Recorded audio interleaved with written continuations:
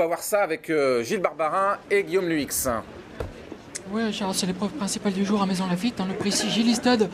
Donc pour des 3 ans, et c'est vrai qu'au papier, Gilles, c'est un lot qui a fière allure, mais qui est quand même difficile à déchiffrer pour les parieurs. Quand même, les possibilités sont nombreuses, avec notamment le numéro 2 Gusto qui nous vient de Grande-Bretagne, entraînement de Richard Hannon, qui n'est pas connu par les parieurs français, 3,70 €. Oui, concurrent qui est double lauréat de l'Istad. Vous avez Tacos Garden qui est beaucoup plus connu et qui revient sur une distance plus courte, lui qui a effectué sa rentrée dernièrement.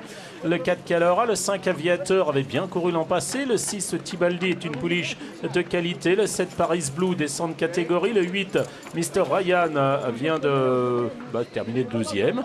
Vous avez également le 10 Gazal qui a triomphé à l'occasion de sa rentrée. Le 11 Uma Bird a gagné à l'occasion de sa rentrée également.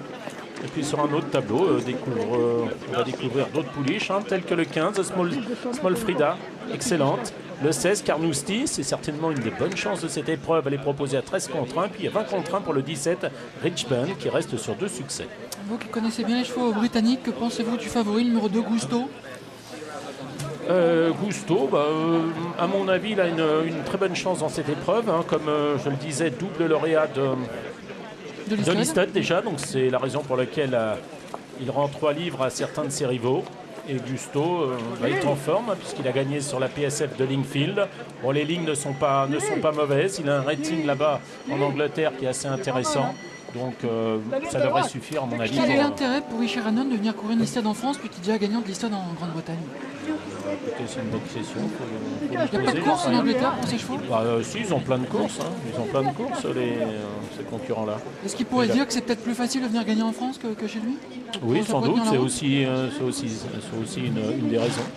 Mais je ne connais pas la raison première. En tout cas, Gusto, ce qu'on peut dire, c'est qu'il a du métier, il est en forme.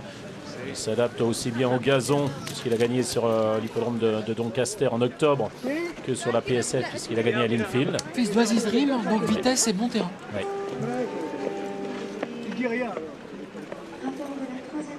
Du côté de Vire, les commissaires sont en train de se pencher sur le cas du numéro 10, Tendre Histoire. Ils sont en train de surveiller ses allures, 10, 12, 5, 8. Et on vous a mis donc la 5e place, pour l'instant décrochée par le numéro 2. En cas de disqualification du numéro 10, on suit ça de très près. Donc Gilles, on parlait de Gusto, peut-être favori logique et solide dans cette course à 3,50 €.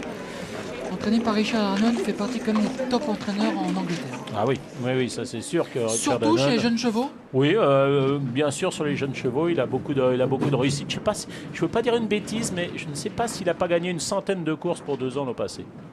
Peut-être surtout même plus. avec Richard Hughes. En course de référence pour le numéro 10, c'est Gazal. Entraînement de Frédienne, Gazal qui reste sur une excellente performance puisqu'il vient de s'imposer. Elle vient de s'imposer, elle, plutôt pour sa rentrée. Et oui, montée magnifiquement par Olivier Pellier ce jour-là. Elle va devant ses équipes. Petite Noblesse qui effectuait là sa rentrée après de nombreux mois d'absence. C'est la Casa qui vient à l'extérieur, Petite Noblesse. C'était une bien impression ce jour-là. Et un peu à la surprise, Gazal allait s'imposer. Donc résistant jusqu'au bout au retour de Petite Noblesse. Son entraîneur a décidé de la raccourcir puisque l'autre jour c'était 1600 mètres. Aujourd'hui c'est 1200 mètres. Bon, c'est un peu un point d'interrogation puisque c'est une pouliche qui est quand même 2 ans, gagnante à 2 ans aussi sur 1600 mètres. Freddy pense que c'était le bout du monde, et les 1600 mètres, raison pour laquelle aujourd'hui il est présente sur 12 pour Gazal. Il espère qu'elle va prendre un petit peu de caractère gras cet après-midi, c'est le but de l'opération. Elle a gagné déjà ces 2 courses, ça s'annonce un peu plus complexe, mais il pense que les 1200 mètres vont vraiment l'avantager. Et elle battait Petite Noblesse qui est une bonne pouliche de l'écurie Fabre. Oui, qu'il faudrait revoir. C'est vrai que c'est une Galiléon qui avait effectué des bons débuts sur l'hippodrome de Deauville après une longue absence. Et puis sa rentrée, l'autre jour, vous l'avez dit, à revoir quand même. En course de référence du 11, c'est Uma Bird. Et tout à l'heure, Ludovic Gadelin a donné ses impressions à Manuela à son micro, qui concerne donc cette fille d'Invincible Spirit qui vient de s'imposer elle aussi pour sa course de rentrée. C'était à Fontainebleau. Oui, vous la voyez ici, la Kazakh Cheikh Mohamed Al Maktoum, les têtes et cordes pour l'instant, enfin tête et cordes, tête et côté tribune. Et puis Mr. Ryan qui n'a pas eu toutes ses aises à cet instant, qui va se contenter de la 2e place. Il aurait peut-être gagné ce jour-là d'ailleurs, l'autre pensionnaire d'Henri-Alex Pantal. Oui, ici à l'image du Bird. Mr. Ryan, donc lui compte 2 sorties de 2e place. Et la 3e, c'était pour Barbayam, hein, qui avait des titres l'an passé, mais qui cette année a plutôt déçu. Pouliche entraîné par Freddy Head. C'est-à-dire que sur la course de référence, vous préférez Mr. Ryan? Oui, moi j'aime bien Mr. Ryan sur ce que j'ai vu. C'est le numéro 8 et la cote est de 10 contre 1, montée par Gérald Mossé. Parlons de l'As Don't Touch, qui l'an passé avait fait un truc, hein, puisque Don't Touch avait gagné les Rêves d'Or, hein, qui est une liste disputée à Vichy sur le parcours des 1000 mètres. Concurrent qui avait montré donc pas mal de vitesse, hein, vous le voyez ici au Canter, c'est Don't Touch. Il effectue là sa rentrée, maintenant c'est un entraînement qui amène souvent près ses chevaux, donc celui de David Smaga. C'est lui qui a les meilleurs titres, hein, puisqu'elle est gagnante de listade et placée de groupe. Voilà, donc c'est pour ça qu'elle rend 3 kilos à ses rivaux. Il y en a beaucoup hein, dans le cas de figure aujourd'hui de Don't Touch. Je pense à Calahorra également. C'est-à-dire des chevaux qui ont gagné l'Easted, ont placé de groupe et qui n'ont pas d'autres courses pour faire leur rentrée. Ils sont obligés d'entrée de jeu de faire leur rentrée ici. J'ai pu voir Christian Bayet qui me disait, moi je regrette qu'il n'y ait pas une course A dans le programme français, au moins pour qu'on puisse faire une rentrée, parce que finalement il n'y a qu'une liste réservée aux seuls 3 ans sur 1200 mètres, c'est ce Prix J. Et quand on est placé de groupe avant, eh bien, on ne peut pas faire de rentrée auparavant. Donc voilà, il regrettait ce problème-là. Et Don't Touch est dans le même cas de figure. Alors pour Calahorra, la Pouliche est évidemment en bonne forme pour cette rentrée. Et autrement, avant le coup, tout le monde a très peur de Gusto et de Nagam également, qui est très bien présentée dans le rond de présentation, qu'on n'a pas revu depuis l'été, mais elle paraît vraiment très prête. Tout à l'heure, elle a fait beaucoup de difficultés dans le rond de présentation. Je ne sais pas si maintenant ça va mieux, mais avant que Stéphane Pasquier ne se mette en selle, elle était scabrée, elle était limite pleine peau, mais espérons que ça rentre en boîte sans problème tout à l'heure. On redoute donc les Anglais, Manuela, c'est ça? Comment? On redoute les Anglais. Oui, on redoute les 2 Anglais, exactement. Le Poulain, qui avant le coup paraît quand même le cheval de la course, et puis derrière Nagam. De toute façon, Gilles, sur ces parcours de vitesse, les Anglais sont souvent très performants. Oui, c'est vrai vraiment qu'ils leur créneau fétiche. Oui, c'est vrai qu'ils ont beaucoup de courses à leur disposition. Et puis les lignes de Nagam sont également très bonnes. Hein, mais Nagam n'a pas couru depuis mi-juillet, depuis sa 3e place dans un super sprint hein, sur l'hippodrome de Newbury. C'était bâti par Charles the Great ce jour-là. Contrairement en français, on n'a pas trop de programme. Hein. C'était les propos de Manuela, de Christian Bayet. On n'a pas trop de courses. D'ailleurs, il suffit de voir le nombre de partants hein, pour c'est vrai que c'est beaucoup, hein, 17 partants la déclaration. 16 puisque Duchessa a été déclaré non partant. Pour les preneurs de Tendre Histoire du côté de Vire, Tendre Histoire a été disqualifié de la victoire pour le 7e rendez-vous. L'arrivée qui devient la suivante, 12, 5, 8 et 2. Voilà pour l'arrivée de cette course qui décidément ne restera pas dans les annales. Elle a été vraiment décapitée avec plusieurs disqualifications. On revient sur le Prix CJ. Alors, pour en revenir au Prix CJ et pour en revenir à Nagam, par exemple, il faut savoir que Nagam, sa dernière sortie, c'est une 3e place derrière Charles the Great. Charles the Great qui a été placé de groupe 3 ensuite, l'hippodrome de Goodwood. Et donc les lignes sont quand même bonnes, même si Lily Angel n'a pas non plus toujours répété. C'est quand même placé de groupe 3 à Newmarket, c'est Lily Angel. Tout à l'heure, vous évoquiez le cas du numéro 16, Carnoustie. Ah oui, j'aime bien Carnoustie, oui. C'est une pouliche de qualité. Puis l'écurie est vraiment en grande forme. Tous les 3 ans de l'écurie Clément. Oui, ils ont surtout du matériel. Hein.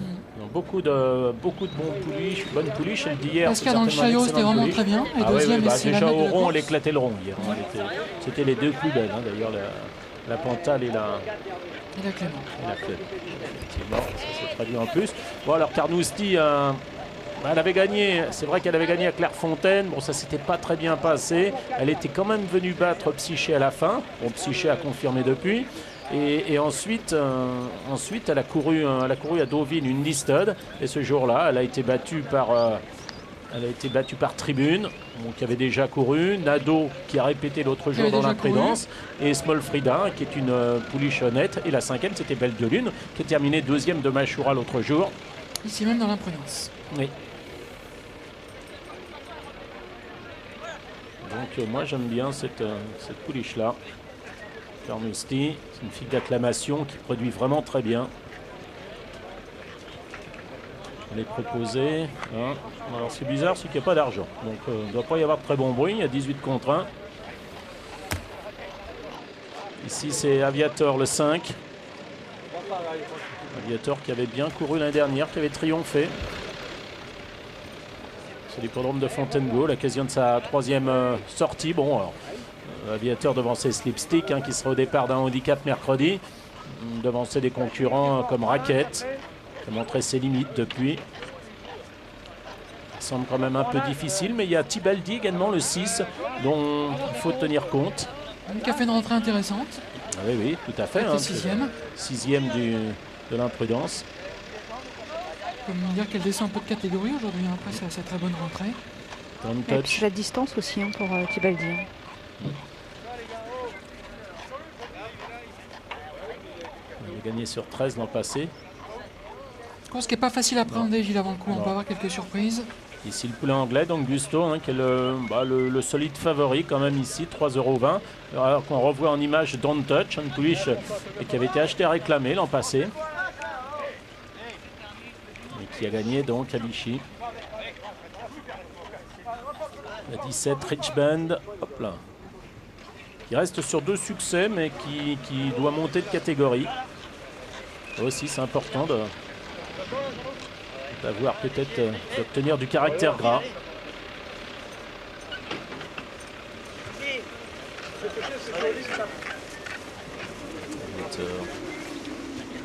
Small Frida, entraînement en forme aussi, pouliche très régulière, de qualité.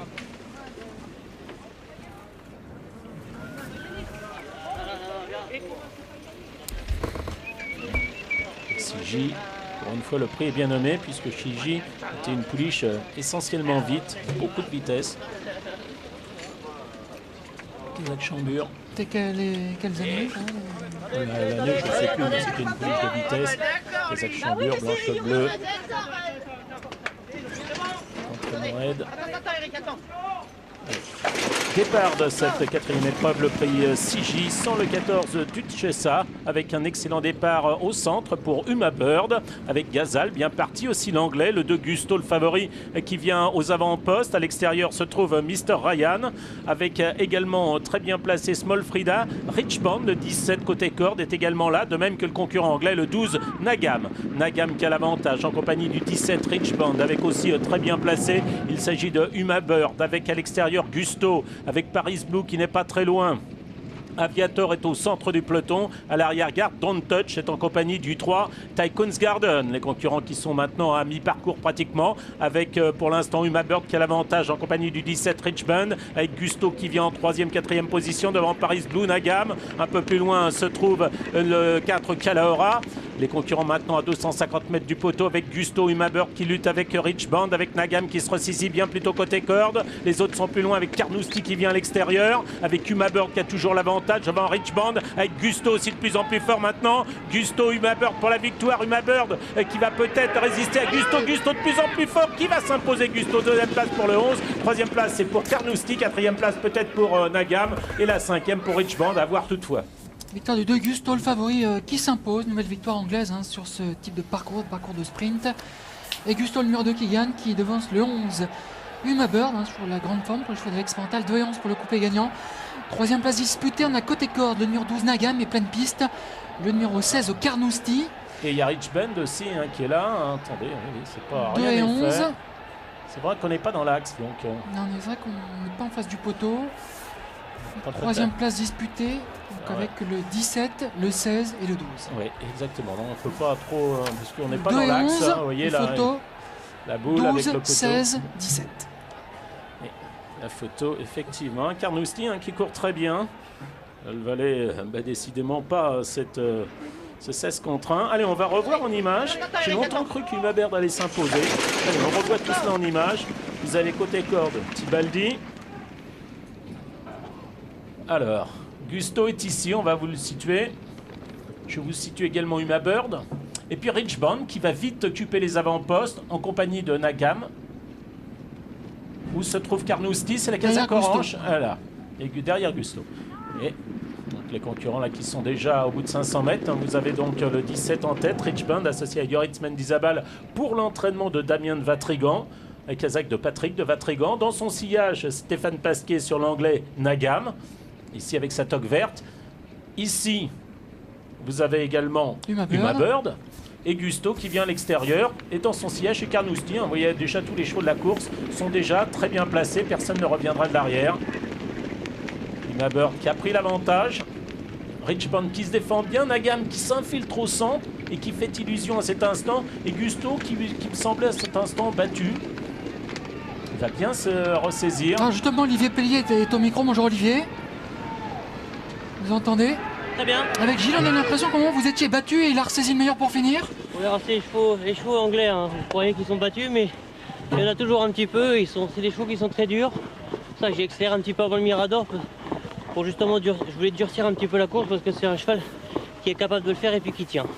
En conclusion, c'est quoi? C'est sa dureté qui a fait la différence aujourd'hui? Oui, puis en plus on était tout de suite bien placés. Bon, pas besoin de le cacher. C'est des chevaux durs qui ont l'habitude d'accélérer. Et à la lutte, c'est un cheval qui est très courageux. Vous croyez que 1200 mètres c'est le bout du monde? On peut aller peut-être un petit peu plus loin pour la suite? Non, il a au 1400 mètres. Déjà son entraîneur m'a dit que 1400 mètres c'était juste. Mais 1200 mètres c'était vraiment bien sa distance.